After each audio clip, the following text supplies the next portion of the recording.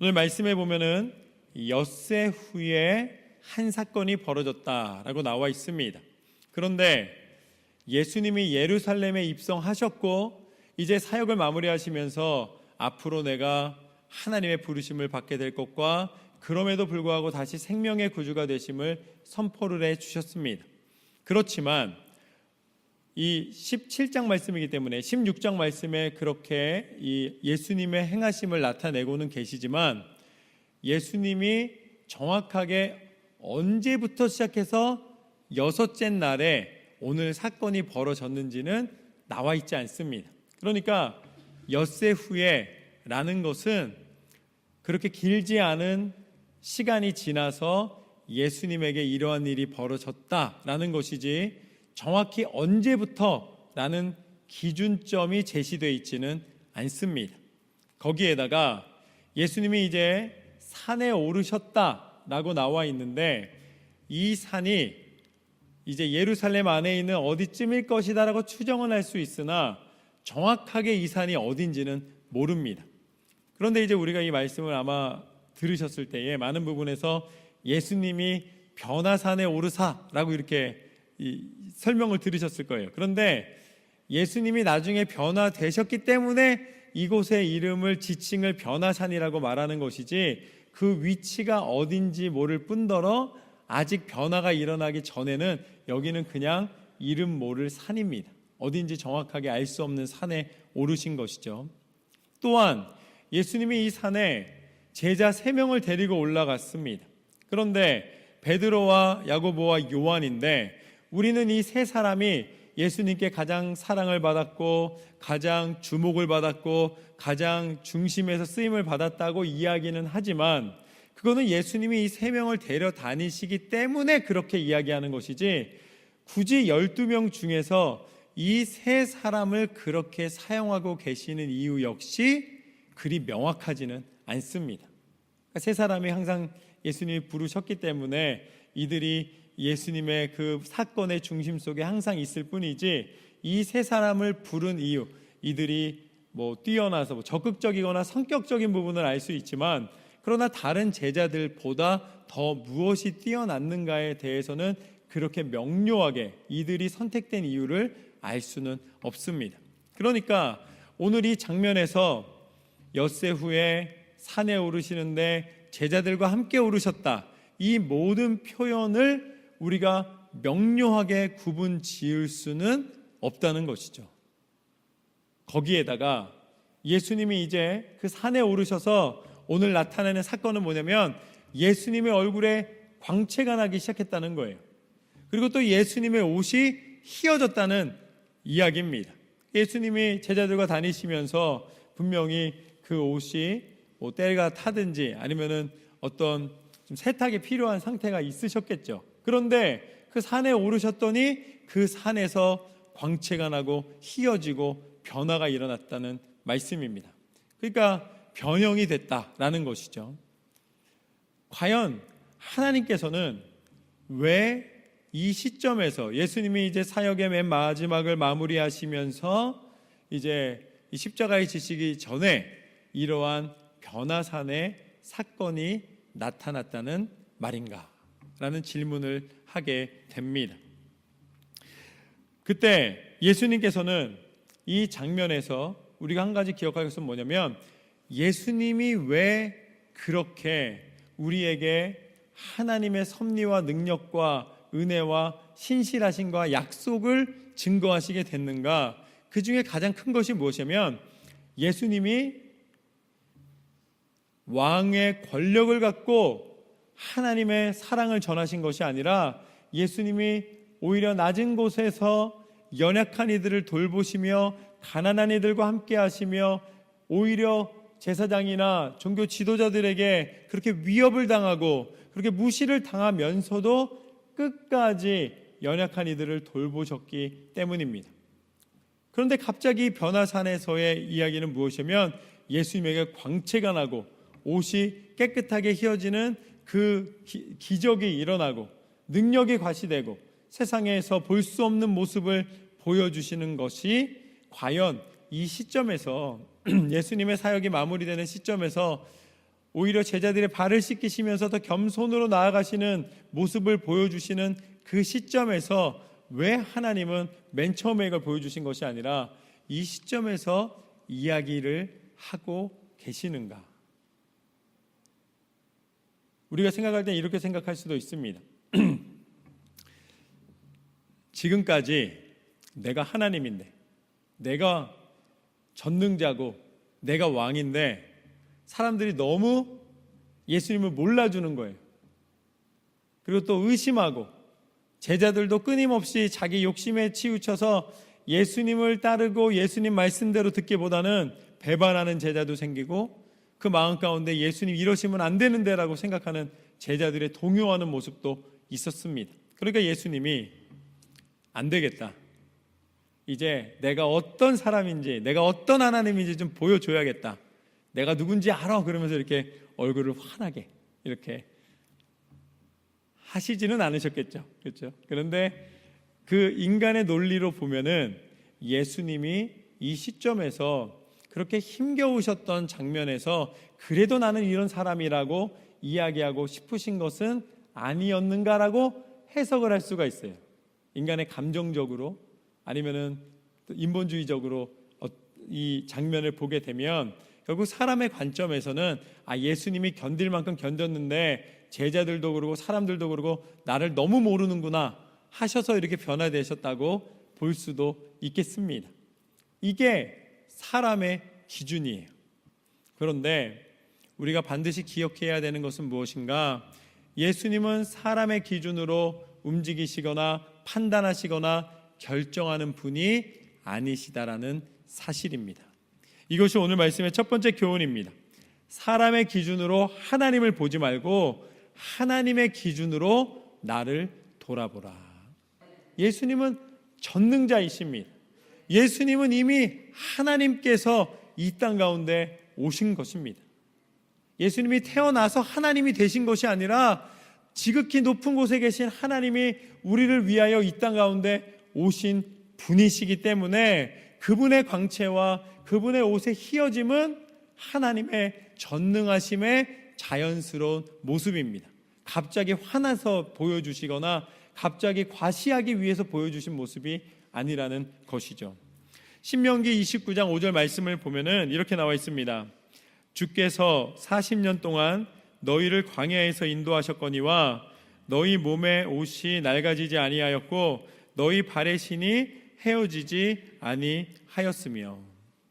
출애굽해서 광야를 지나 가나안 땅에 들어가고 있는 이스라엘 백성에게 40년이라는 세월은, 그 광야에서의 세월은 적지 않은 세월이었습니다.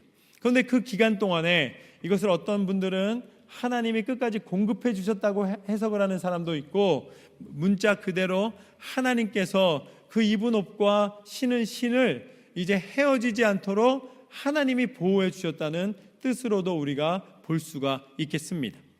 여러분, 1년 동안 살아가시면서 신발을 몇 번 사십니까? 우리 아이들 보니까 험하게 신을 때는 1년에 2번은 사줘야지 신발이 멀쩡한 모양으로 신고 다닐 수가 있습니다. 저를 보시는 모습이 너무 알뜰하셔서 한 3, 4년씩 다 신으시는 것 같은데 저도 오래 신기는 하지만은 그래도 40년 동안 신을 헤어지지 않고 신는 것은 아무리 아껴도 불가능한 일이겠죠. 그러나 하나님께서 그곳에서 역사하셨을 때에 그게 공급을 통해서든지 아니면 그 신 자체를 보호해 주셨든지 하나님께서 말씀 가운데 헤어지거나 낡아지지 않게 새롭게 해주셨다, 날마다 보호해 주시고 새롭게 해주셨다는 말씀을 해 주십니다. 또한 출애굽기 34장 29절 말씀에 보면 모세가 하나님으로부터 그 만남 가운데 이 백성을 다스리고 이 백성이 하나님 뜻대로 순종하며 나아갈 수 있는 계명을 허락받습니다. 그래서 2개의 돌판에 십계명을 적어주셔서 모세에게 주십니다. 그 모세가 받은 돌판을 가지고 이제 이스라엘 백성 가운데 내려왔을 때에 하나님을 만난 모세의 얼굴이 너무나 빛이 나서 사람들이 이게 쳐다보고 있기도 어려웠다는 거예요. 요즘 화장품 중에 뭐 이렇게 반짝반짝 빛나게 하는 화장품이 있다 그러는데 하나님 만나니까 더 빛납니다. 쳐다볼 수도 없게 빛났다는 거예요. 모세의 얼굴에 빛이 났다는 것이죠. 그러니까 이미 구약 시대에 하나님의 임재하신 가운데 그 얼굴의 광채를 나타내시고 그 몸이 그 입은 옷과 신발이 헤어지지 않고 새롭게 되시는 역사가 있었기에 오늘 예수님이 그 변화산 위에서 얼굴에 광채가 나시며 그 옷이 휘어졌다는 것이 그것이 갑자기 나타난 것이 아니라 전능하신 하나님이 우리 가운데 임하여 주신 사건인 줄로 믿습니다. 사람의 눈으로 볼 때는 그것이 대단한 기적이 되고 어떻게 보면 능력이라고 표현할 수 있지만 하나님은 그것을 나타내시는, 예수님은 원래 빛이시고 예수님은 전능자이시고 예수님은 모든 것을 새롭게 하시며 예수 그리스도를 통해 하나님의 영광이 나타나게 되는 줄로 믿습니다.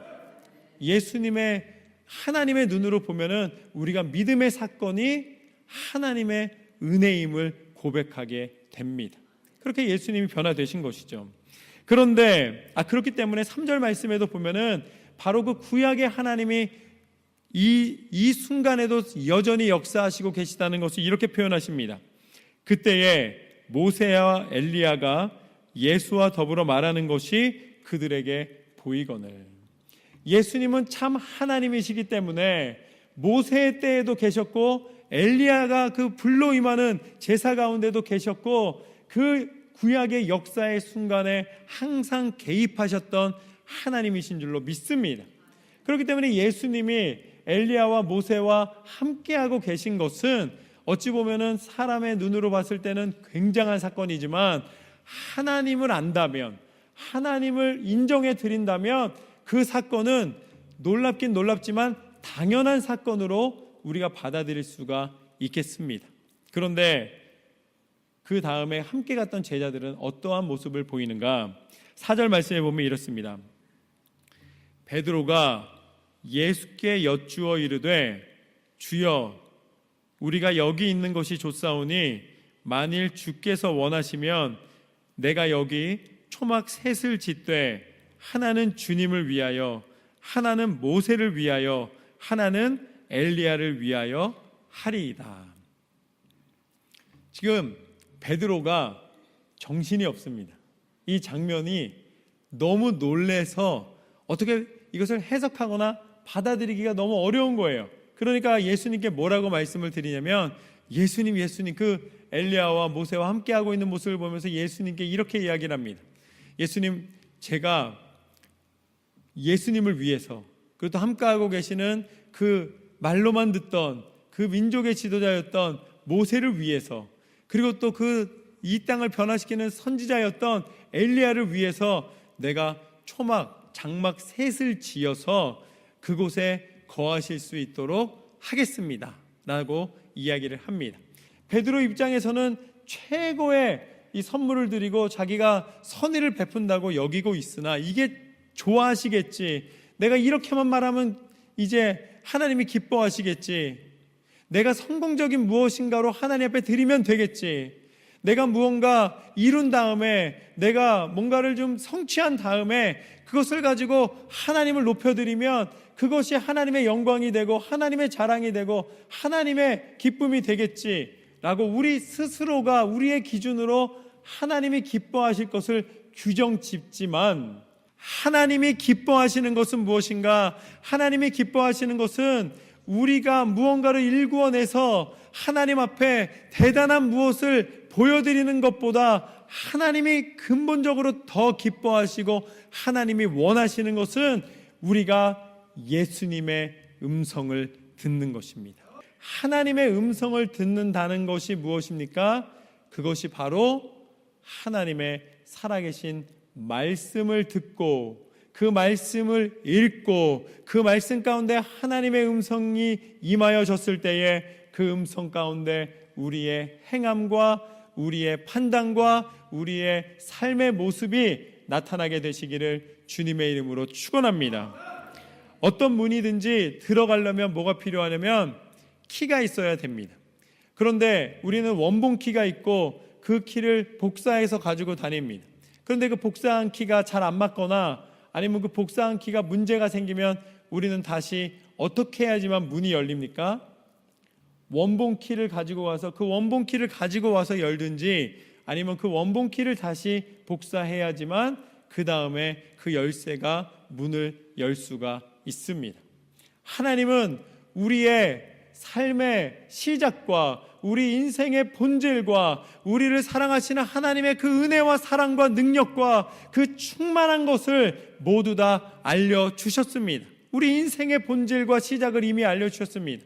그것이 바로 우리를 말씀으로 지으신 하나님의 성경입니다.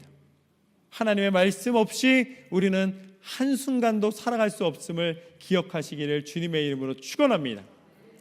우리가 그리스도인이라는 것은 예수님의 음성을 듣고 하나님 기뻐하시는 믿음의 삶을 살아간다는 것은 하나님의 말씀을 의지할 때 가능하게 됩니다. 하나님의 말씀의 중심에 서서 하나님 뜻하시는 대로 그리스도 예수 그리스도의 음성을 듣고 승리하시는 삶이 되시기를 주님의 이름으로 축원합니다. 그렇게 우리가 하나님 앞에 그 음성 듣고 살아갈 때에 내가 사람의 뜻을 쫓아 살아갈 것인가 하나님의 음성을 듣고 살아갈 것인가 그 갈림길에서 우리의 선택을 하나님이 보신다는 사실을 알게 됩니다. 그런데 참 구별하기가 어렵습니다. 사람들도 언제 우리에게 요청을 하는가 뭔가 도움이 필요하거나 아니면은 세상이 말하는 선한 일에 우리에게 도움을 요청할 때가 많이 있습니다. 그렇지만 우리가 끊임없이 내 시간과 내 모든 삶에 하나님이 주시는 은사를 사용할 때에 하나님이 정말 원하시는가를 분별하여 나아가야 됩니다. 그러니까 그 중간에서 우리가 어떻게 해야 될지 때로는 나는 하나님께 영광 돌려드린다고 행했는데 오늘 베드로가 초막을 짓겠다는 것처럼 이제 내 최선의 것을 드렸는데 그것이 하나님이 기뻐하시는 것이 아니라면 우리가 얼마나 실망이 되고 힘들겠습니까? 그러니까 그 갈림길에 놓였을 때에 우리는 그것이 시험이 되고 도대체 어떻게 살아가야 하는가라는 그 결정을 만들기가 어려운 상황 속에 놓일 때가 참 많이 있습니다.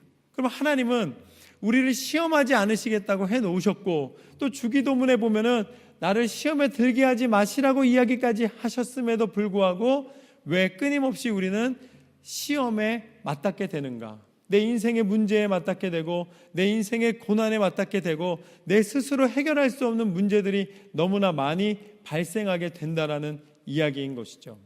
시험에 드는 것은 우리 인생의 육체의 레벨, 그러니까 우리가 육신을 입고 사는 이 삶의 모습에서의 현상들과 상황들과 조건들을 바라보면 시험이 되는 거예요. 그건 시험이 될 수밖에 없습니다. 그런데 우리가 육체의 영역이 아니라 우리가 영적인 수준, 영적인 것에 이르러서 육체인 것을 보고 영적인 관점에서 세상을 보면은 그 다음번부터는 세상에 벌어지는 어떠한 것도 시험이 되지가 않습니다. 그게 시험을 주지 않으신다는 표현이에요. 우리가 영적으로 깨어 하나님을 만나고 하나님의 뜻을 분별하고 하나님이 원하시는 삶의 모습을 가지게 되면 예를 들어서 나에게 뜻하지 않은 질병이 찾아왔습니다. 육체의 관점에서 보면은 이것은 시험이 맞아요. 견딜 수 없는 상황입니다. 때로는 그것이 통증이 일어나고 아픔이 일어나면 그것은 너무나 고통스럽고 이제 상처가 되고 견딜 수 없는 상황이 맞습니다. 그런데 우리가 영적으로 보았을 때에 그럼에도 불구하고 내 육체는 사단이 공격할 수도 있고 시험에 들 수도 있고 연약함에 빠질 수도 있고 괴로움 속에 들어갈 수 있음에도 불구하고 하나님이 우리를 구원하여 주시겠다는 구원의 약속이 변하지 않는다는 것을 깨닫게 되면 내 영은 영원한 생명에서 전혀 손상을 입지 않고 하나님이 주시는 은혜 안에 있음을 깨닫게 되면 그 다음번부터는 지금 현재의 상황이 내게 시험을 주지 못한다는 것입니다. 그러니까 사람들이 볼 때에는 때로는 하는 일이 잘 안 돼요. 문제가 생겼습니다. 질병이 일어났습니다. 그런데도 불구하고 감사하며 찬송하며 하나님 앞에 기도하는 사람을 우리는 놀랍게 여기는 거예요. 변화산에 예수님을 보는 것처럼 놀랍게 여기는 거예요. 그러나 하나님의 눈으로 그것을 보면 어떻게 되는 겁니까? 전혀 놀랄 일이 아니라는 말씀입니다. 저는 여러분의 인생 가운데 다가오는 어떠한 고난과 어떠한 어려움도 하나님을 의지할 때에 그것으로 인하여서 우리의 영혼의 구원, 하나님의 사랑을 손상시킬 수 없다는 사실을 깨달으시기를 주님의 이름으로 축원합니다. 그러니까 하나님의 눈으로 보면, 하나님의 음성을 듣고 예수 그리스도의 음성을 듣게 되면은 그때부터는 우리가 시험을 넉넉히 이길 수 있게 되는 줄로 믿습니다. 진짜 시험은 우리가 지옥 가는 거예요. 진짜 시험은 세상의 쾌락의 유혹에 넘어지는 것입니다. 세상이 내게 혜택을 주는 것에 내 스스로가 만족하고 그것에 안주하기 시작하는 것, 그것이 시험이라는 것을 깨닫게 되면 하나님은 그 시험을 주지 않으십니다. 악의 시험을 주지 않으십니다. 하나님은 우리를 그 시험을 넉넉히 이길 수 있는 영적인 권세로, 성령 충만함으로 우리 가운데 임하여 주시는 줄로 믿습니다. 그래서 성령 충만한 사람은 얼굴에 빛이 나고 그 사람을 통해 하나님의 영광과 하나님의 은혜가 나타나게 됩니다. 여러분의 삶이 실망하지 않은 삶이 되시기를 주님의 이름으로 축원합니다. 어떠한 일도 든든히 이기게 하시는 하나님을 의지하시기를 주님의 이름으로 축원합니다. 그렇게 하나님을 의지하는 자에게는 하나님께서 뭐라고 말씀해 주시는가? 갈라디아서 1장 10절 말씀과 같이 이제 내가 사람들에게 좋게 하랴, 하나님께 좋게 하랴, 사람들에게 기쁨을 구하랴. 내가 지금까지 사람의 기쁨을 구하였더라면 그리스도의 종이 아니라. 이제는 사람의 말에 의해서 움직이는 사람이 아니라 하나님의 음성 듣고 하나님의 뜻을 쫓아 하나님을 기쁘시게 해드리는 삶에, 우리의 모든 삶의 방향이 결정되시기를 주님의 이름으로 축원합니다. 이제는 진짜 그리스도인이 되었을 때에 결국은 어떠한 것만 남는가? 6절부터 8절까지 말씀을 보면 제자들이 듣고 엎드려 심히 두려워하니 예수께서 나와 그들에게 손을 대시며 이르시되 일어나라, 두려워하지 말라 하시니 제자들이 눈을 들어보매 오직 예수 외에는 아무도 보이지 아니하더라. 아멘. 이것이 오늘 말씀의 세 번째 교훈입니다. 예수님만 바라보고 행하라. 예수님만 바라보고 행하라. 결국은 사람의 기준으로 평가하던 것, 사람이 제안하던 것, 사람이 생각하던 것, 사람이 행하던 것이 내 삶을 기쁘게 해줄 줄 알았는데 그것이 세월이 흐르면 다 지나가 버립니다. 헛되고 헛되니 헛되고 헛되도다. 바람처럼 지나가 버리고 아무것도 남지 않습니다. 내가 고민이 있어요. 내가 무슨 문제를 해결해야 되는데 그 문제를 좀 누구랑 얘기하고 싶은데 얘기할 수가 없는 거예요. 이거 얘기하면 또 그것이 문제가 될 수도 있고 또 흉이 될 수도 있고 또 가족에게 이야기하자 하니 이것이 또 그 사람에게 짐이 될 수 있고 문제가 될 수 있으니까 혼자서 끙끙거리며 혼자서 계속 답답해하며 그것을 끌어안고 그 답답한 심정으로 이러지도 못하고 저러지도 못하고 고민과 근심만 쌓여갈 때가 한두 번이 아닙니다. 그런데 그때 내가 사람에게 이야기할 수 없고 어디에도 하소연할 수 없는 그 상황 속에서도, 세상에 아무도 그것을 도와줄 수 없는 막막함 속에서도 그 가운데 남아서 그 가운데 유일하게 우리의 그 신음함을 들으시고 우리의 연약함을 들으시고 우리 가운데 위로가 되시며 우리에게 다시 일어날 용기가 되어주시는 분이 계십니다. 그분이 누구신가? 그분이 바로 예수 그리스도이십니다. 오늘 마지막에 눈을 들어보니 예수님만 남았더라.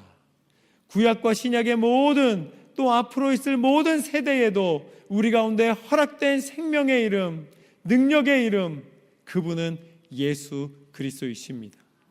우리가 예수님을 바라보며 나아가면 우리의 모든 답답한 심령을 토로하며 하나님 앞에 있는 모습 그대로 나아갈 때에 우리를 외면하지 않으시고 끝까지 붙잡아 주시는 분이신 줄로 믿습니다.